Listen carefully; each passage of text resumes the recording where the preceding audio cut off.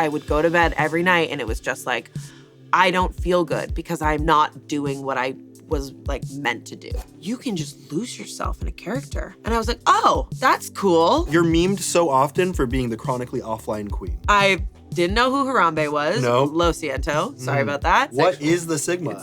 Sigma nuts. Ugh, I'm gonna get fucking roasted for this.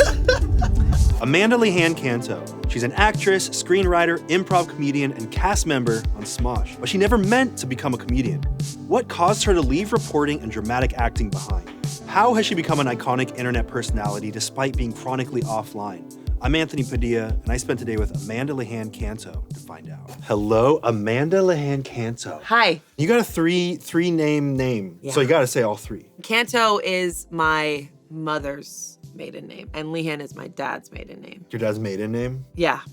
Yeah. He was a maiden? Yeah, he's a maiden. You joined Smosh 4.5 years ago? Yeah. I mean, that's wild because that was the period that I was not there, but also, you said you only did sketch? So when Which is so weird because that doesn't seem like what you are known to do now. I know. I truly do not know the root of how that even happened. I mean, it's literally what I do is improv. And then I started doing improv. They were like, oh, you should do more improv. I was like, I know. It feels like truly a decade ago though. Yeah, were you always planning to do improv and end up on YouTube? Because you started off as a reporter, like you did so many different things. How did that happen? I was obsessed with acting.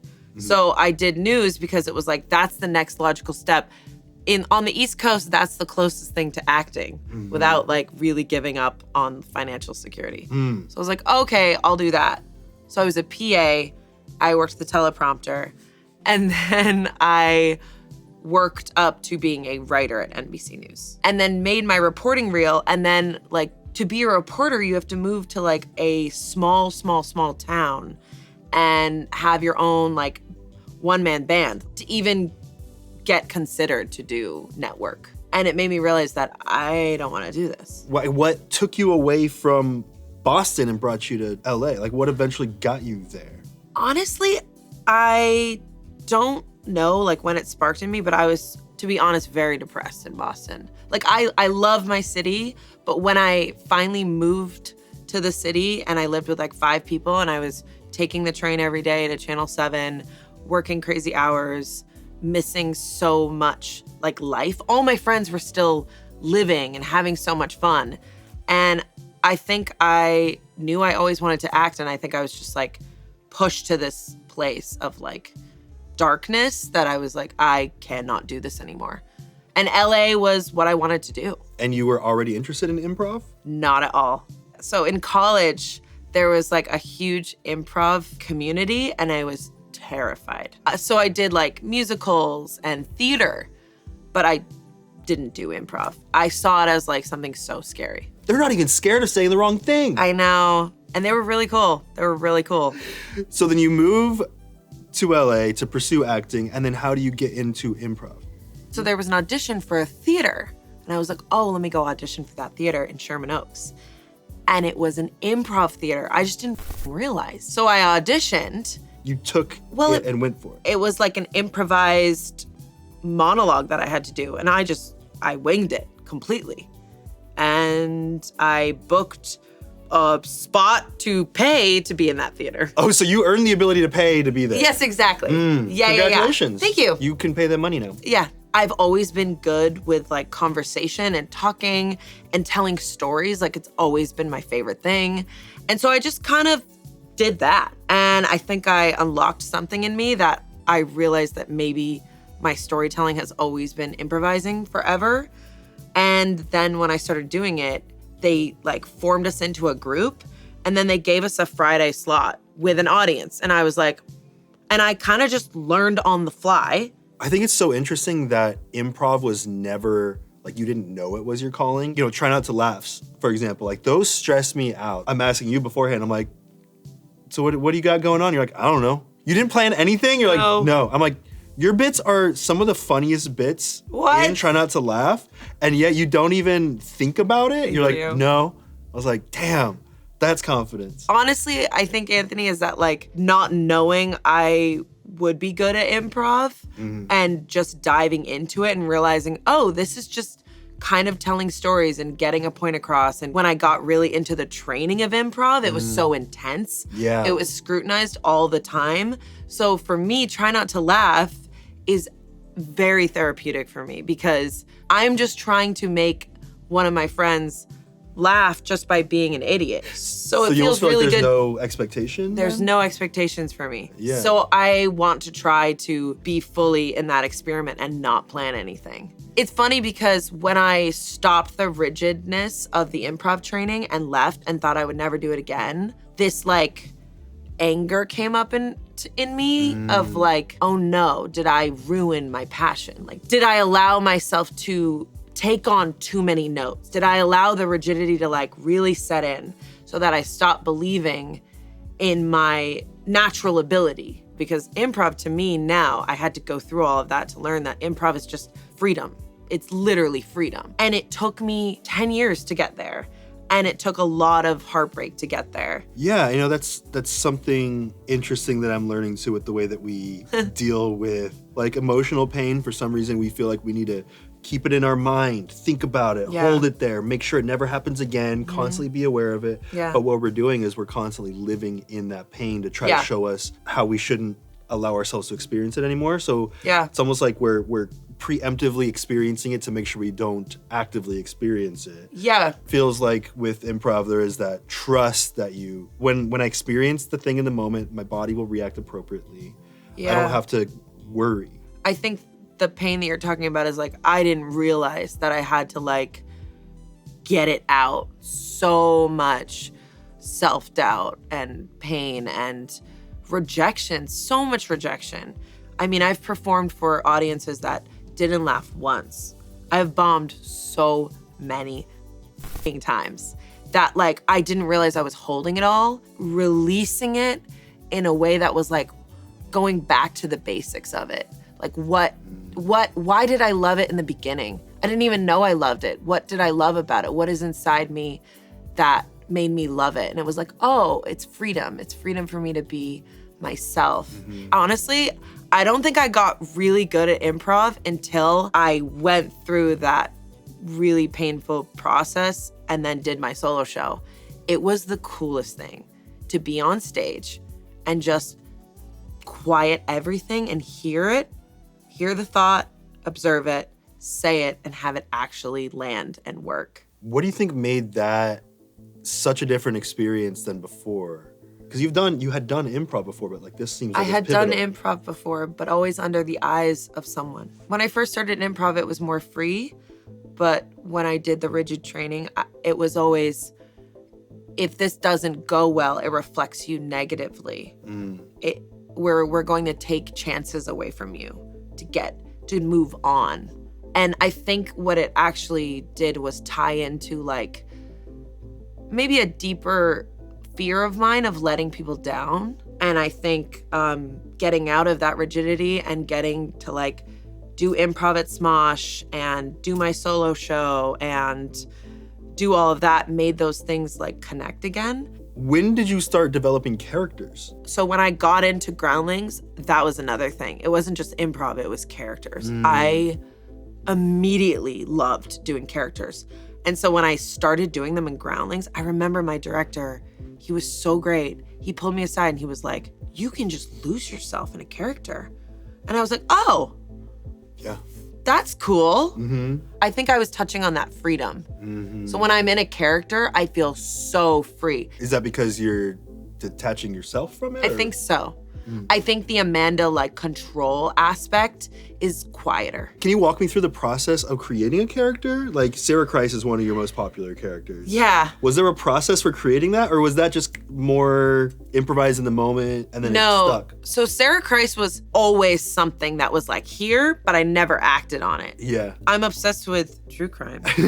Yeah. Those are the type of shows I love watching.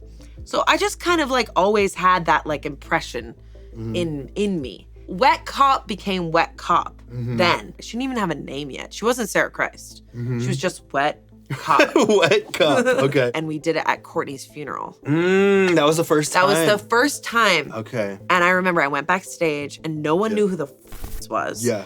And Patrick sprayed my bangs and they were dripping wet. And when I got up, people were like, what is happening? And I blacked out in it, pretty much. Because you became the character. I became the character and I was so invested and I was screaming at Kortney. And I was just like, this feels so good. And I think there's a part of me that is Sarah Christ a little bit. Like this, like, the world. Like there's a part of me that is her. I think every character that I do, there's a little piece of me in there. I think about it all the time. I'm like, maybe I should just be a detective. Maybe I'm Sarah Christ. Yeah. I kind of am. Well, now you get to try out all the characters and see what fits, and then you can become one of them. See? Yeah. Exactly. That's how you find your path. That's how I find my path. Apparently, your path has led you to being a YouTube personality. I know. Never thought that. No. Do you remember being told that you were cast and you were like, okay? Yeah. And I remember my first sketch was every Home Depot ever. And I played like a girl who was kind of like tapped. She was kind of crazy. And I remember they stopped rolling and I just kept improvising for fun. And I remember improvising with Shane and I remember he laughed, that laugh that like makes you feel like everything is okay in this world. Yeah. I remember the director at the time walked me in a car. He was like, that was great. Like, when can we have you back? And I was like, oh, okay. So I had so much fun, but I had no idea. Like I had no idea where I would be now. I love seeing someone who's just unafraid to take risks. I think I had to take a very big risk to move here. And I just trusted something that was unexplained. Like I didn't have someone being, other than my dad, like I just trusted something inside me and then it worked. And I think I had to build up to that unafraid. I think I was very scared. Like I still get scared. You hide it very well. I just remind myself like you love it and you're already here. You're already here. You can't go back. Right. And that's what keeps me going. So then you just face the fear and... I just face the fear. I literally just face it head on. I'm like, I've seen worse. And when I went back to Massachusetts once, I remember I was living in LA and this woman came up to me. We were wine tasting with my mom. And this woman was like, oh, you moved to LA? And she broke down in tears in front of me, Anthony. She was like, I went there and I was so scared and I was too scared and I moved home and I regret it to this day. And that was years ago and it stuck with me. I think regret is worse than fear. So I'd rather face fear than the regret. You're memed so often for being the chronically offline queen. Yeah, it's because it's true. Because you were not seeking to be an internet personality. No, I didn't play video games. No. I didn't know who Harambe was. No. Lo siento. Sorry about that. I didn't think that that's what was gonna happen. And now you have so many clips going viral because you are chronically offline too. Yes. I think I was talking to Tommy. I was like, is this bad? Is this bad? I'm on the internet. Is this bad that I'm a YouTuber and now I'm on the internet for not knowing shit about YouTube? And he was like, no. Play into it. And I was I think it's charming because this is almost the counter to the expected culture now. It's crazy because I've never seen myself as like a mom figure, but I just do it to myself all the time. Total mommy mode. I walk into it all the time where I'm like, explain that again, boys. Yes, you are mother. Like, what am I doing? You know memes and internet culture so well that you brought in a presentation for us. Yeah. And I'm really excited for you to give this PowerPoint presentation because you are so well versed. So without further ado, Amanda, please present to us this PowerPoint presentation all about the memes that you're aware of.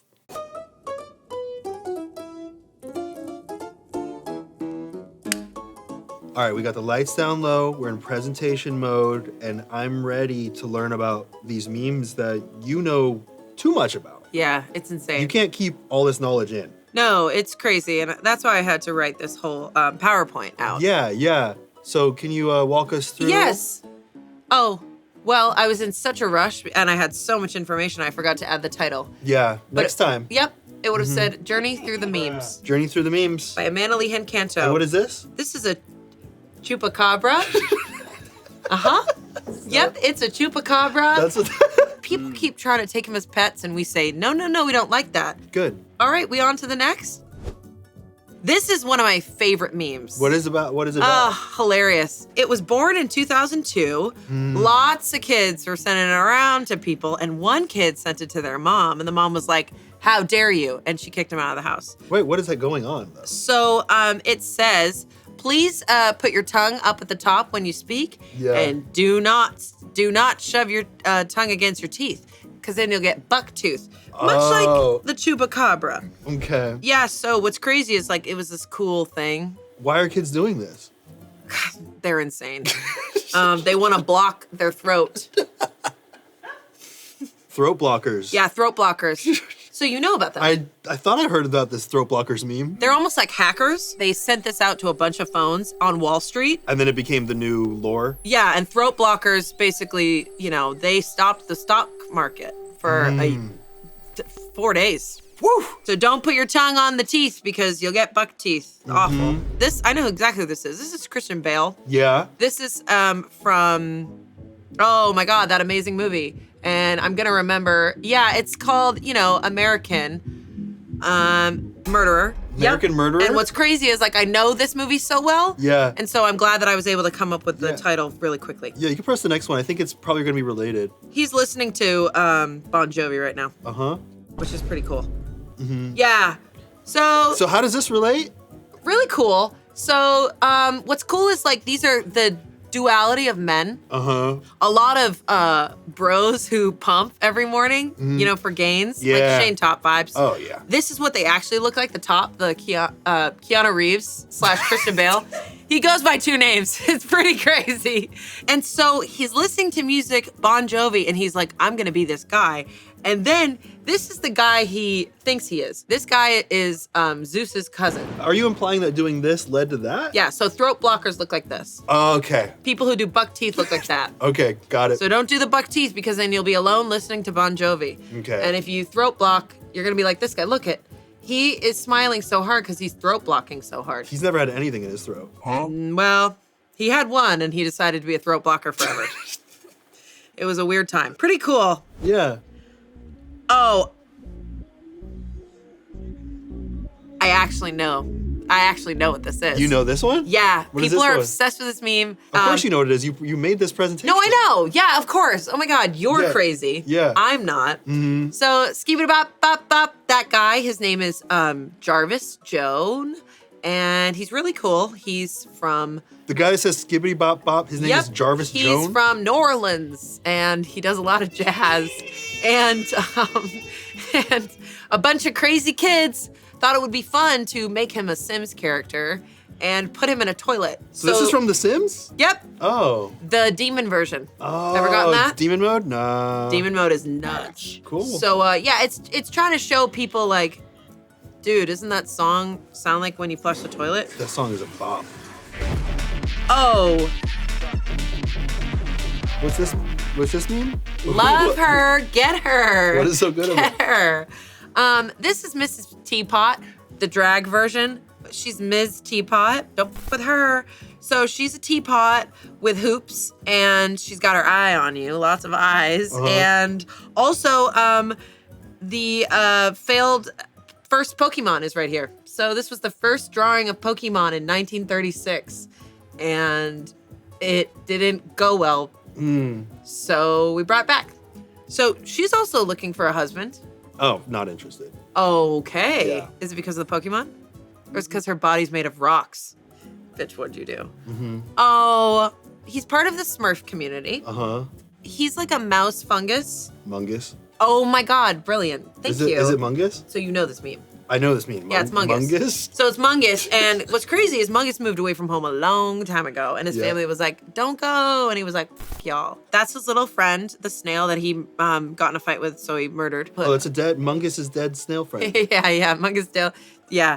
But Mungus is on his way to a rave right now because his pants are glowing in the dark. Such a Mungus move. Anyways, who's this? Okay, this is Donald. So he's a slide. He's a slide? Yeah, his mouth is a slide. It's pretty cool. You go in that thing? Yeah, so he like goes, come inside. Pretty dark, and kids put their whole body in him, and they slide down, and then he poops them out. And that's Donald for you. So people made him a meme when they were like, dude, watch out. Oh, so it's more of a cautionary tale. Yeah, it's a cautionary tale. It's like, don't go in Donald. Because when you go down the slide, it's a slippery slope. I know exactly what you're Yeah, saying. it's nasty in there. Fan fiction writers get so into it. Yeah. Oh, yeah. There's a bunch of fan fiction about Donald. Like, Donald's on Creepypasta. Yeah. Mungus is on some weird Reddits. Like, no fap Reddits, probably. So, this is a chupacabra.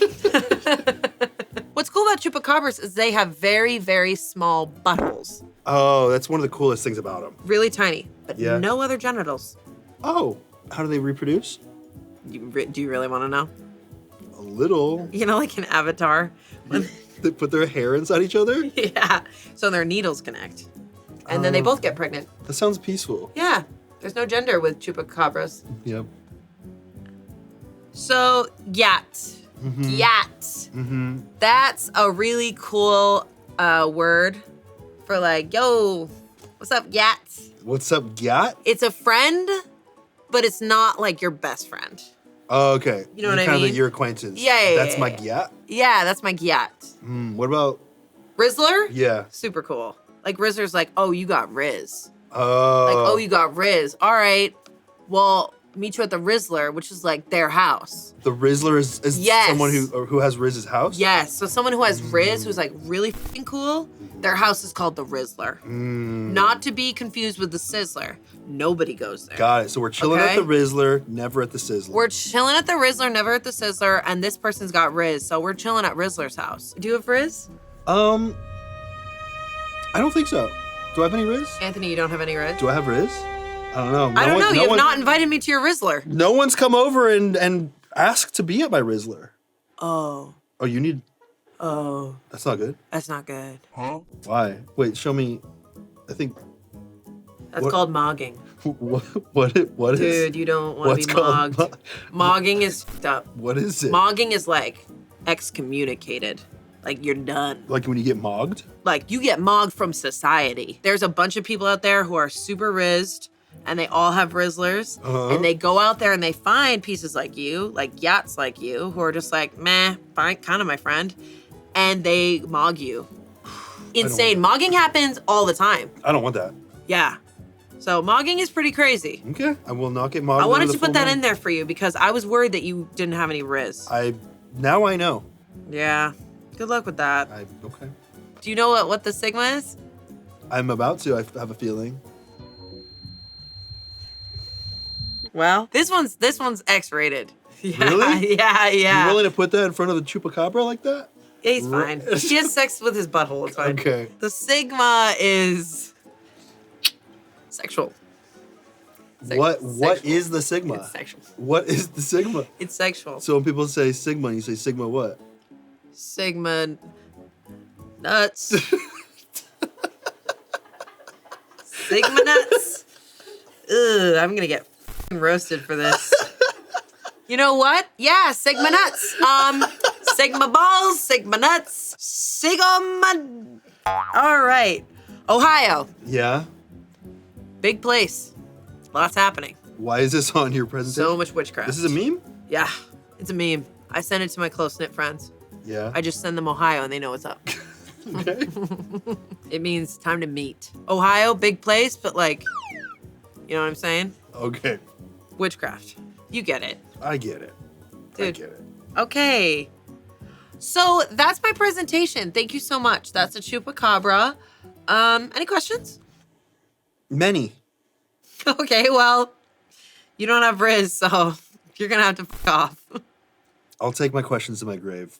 That's it. That's good. Thank you. Thank Thank you for your you. presentation. No problem. I have left here a more complete man. Yeah, you're welcome. I hope I didn't offend you with the Riz stuff. I needed to hear it. So now you know. Yeah, I'm glad I can have someone be so transparent and blunt with me. No problem. Yeah. So when you're not learning and teaching the world about memes, you're doing tarot cards. Jeez. You're Yeah. into tarot readings, and that's not just for the character bit that you played in my funeral. That character was so fun. Yeah. I hid that voice forever. Really crazy. fun. I'm sorry. So legitimately into tarot, not just for the bit. I got into tarot, I think, during COVID. One of my best friends from college has always been into tarot. And she gave me a reading once, and I was like, oh wow, that's really, really cool. Like every card has its own meaning. There's so much amazing art in tarot. Like there's so many different cards you could do. There's a part of me that's like a little freak. I love like elves and shit. The little freak and Amanda coming out. I love little freaky shit. So you're like a borderline D&D nerd? When Spencer was like, you're gonna play D&D, I was like, awesome. What is that? Yeah.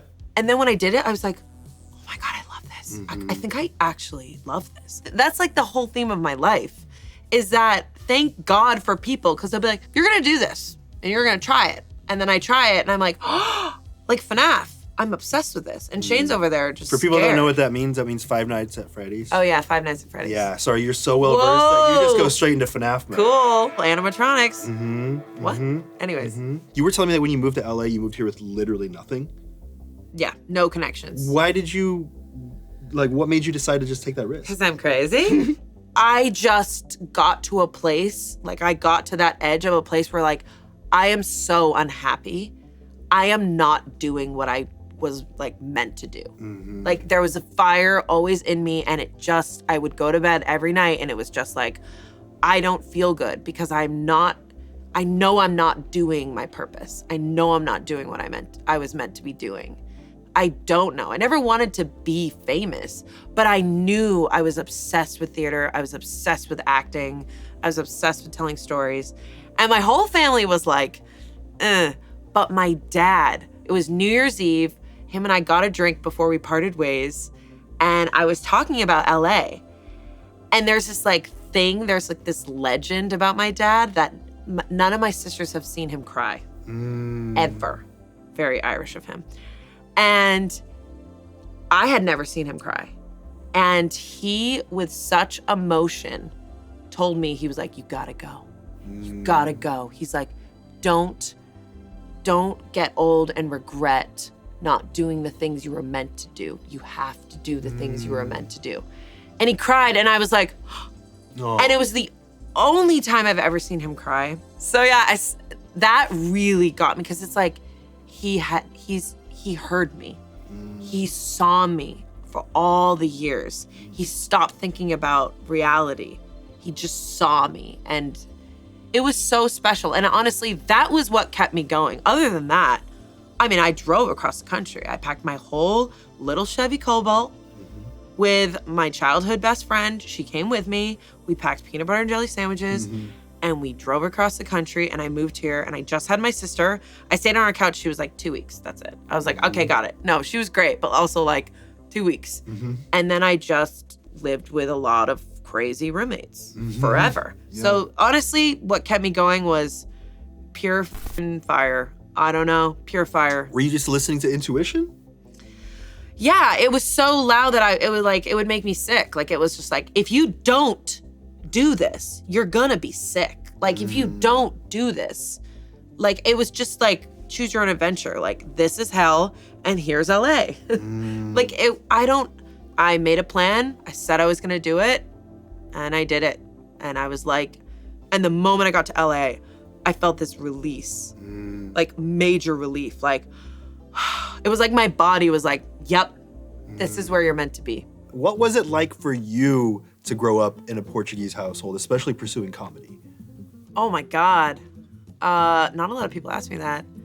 Intense. My Portuguese family is all up in your business. A lot of hugs, a lot of touching, a lot of expression of love, a lot of joking. Like just the humor is out there. Your dirty laundry is out there. I was also Portuguese Catholic. So I grew up Catholic. I grew up going to Sunday school, church all the time, because if you didn't go to church, you're gonna die a sinner. Are you gonna die a sinner? No, well, maybe, I don't know. Okay. We'll see. See when I get there. No fear of the unknown. No fear of the unknown. Fear is love, right? Yes. We were all at a 10 all the time. But it was so much fun. Like I had so much fun. Yeah, growing up in a Portuguese household just meant like, people are gonna tell you exactly how they feel. And they're going to love you to death. Some of the funniest people on this planet. I think that's where I got my humor from. My aunts are hilarious. Like it's like, well, why don't you? Oh, well, f you then. And they'll walk away and it's like, that's not even a big deal. I know. It's normal, yeah. So they're just like live with you all the time. Yeah. They're intense and they're Portuguese Catholic, but my family was very accepting too. It just took them a second. Yeah. They'll talk about it. They'll verbally process it right to your face first. Yeah. Yeah. You'll know as they're processing. Oh, you know everything You'll know they're how they thinking. feel. You don't have to guess. Yeah. I'm going to read a plot synopsis for a movie that I think you might relate to. It's very scary, Okay. very dark. Okay. And I want to see if you, A, relate to this, and B, what you think the movie is called. You might have heard about it. Okay. Okay. It's a heartbreaking story. Okay. When the tallest girl in high school falls for a handsome foreign exchange student, she becomes embroiled in a surprising love triangle and realizes she's far more than her insecurities about her height have led her to believe. Oh, that's really sad. Oh, I forgot to mention, she's 6'1". Ew. She's 6'1". Just kidding. That's not ew. That's cool. Very cool. I'm 6 feet. She's 6'1". Oh, is it Yeah. Tall Girl on Netflix? Yes. Ah! Did you already know this movie? Yes, I did. How'd you know this movie? Because you're a my tall older girl? sister is the same height as me. Went, I watched this cool movie with the kids on Netflix. It's called Tall Girl. You should watch it. There's someone in there who's foreign.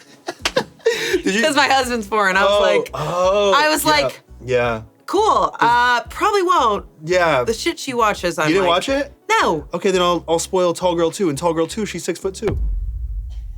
What? You're lying. No, I'm not. Are you lying? She's 6'2" in Tall Girl 2. It's the same girl? She did not grow to 6 foot 2. I don't know. Maybe she stopped hunching. She's also 15. Oh. She stopped hunching. Triggering. You can relate to that. Triggering. Where's your hunch? It's gone, honey. You got rid of your hunch? Yeah, I gotta hold these up. So you. Do you have any questions for our next guest, Tony Hawk? Do you know who that is? Of course I do. Sorry, Hello? You're chronically offline. I thought you didn't know who that was. Okay, I played a few video games. I played Grand Theft Auto and I played what's the video game that he's in? What's the skater video game that he's in? Tony Hawk? Is it called Tony Hawk's Tony Pro Hawk? Skater? Tony Hawk's Pro Skater? No. Old school. Tony Hawk's Pro Skater. No. Older school than No. Tony Hawk's Pro Skater? What's it called? Tony Hawk's Pro Skater 2, Tony Hawk's Pro Skater 3, Tony Hawk's Pro Skater 4, Tony Hawk's Pro Skater Underground. I don't know. Yeah. But I did play one of those games. So you know Tony Hawk Of from course, the game. everyone knows Tony Hawk. What is he watching right now on television? I want to know what Tony Hawk watches when he's relaxing. All right, cool. Done. All right, I'll be watching. Make sure you do it. I will. Okay. I'll verbatim. Well, thank you, Amanda. Thank you. You're welcome. Great meeting you. Good meeting you too. Uh-oh. So what happens, that's pretty cool. So we like to do a rewind. That's one of my favorite things. I did that. So it took me about 2 hours to learn how to flip that. I'm glad you did it. Yeah. Thank you so much. Yeah. What Man, do you got? PowerPoint's a hard place.